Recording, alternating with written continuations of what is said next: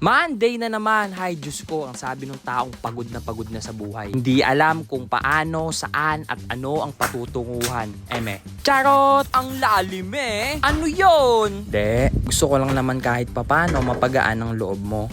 Alam ko nga mabigat yung pinagdadaanan mo. Kaya tara, hawakan natin yung isda. Naglagay na nga pala ako dito ng asin tsaka paminta habang inaantay kung babalik siya.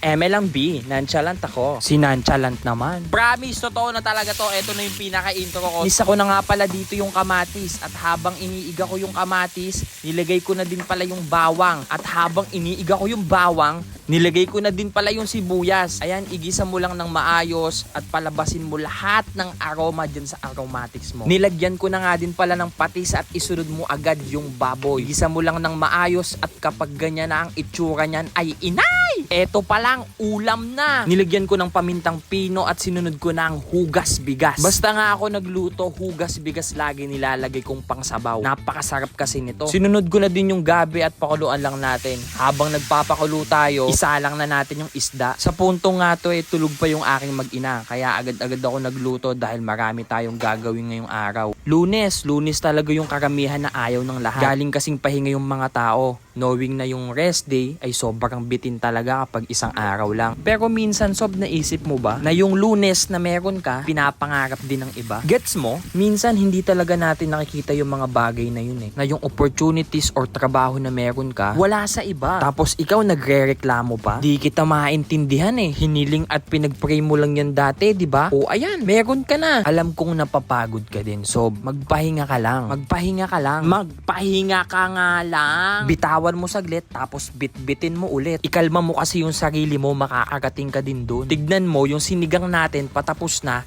Nilagay ko na nga pala lahat ng gulay dito. Nagluluto lang ako naging motivational speaker pa.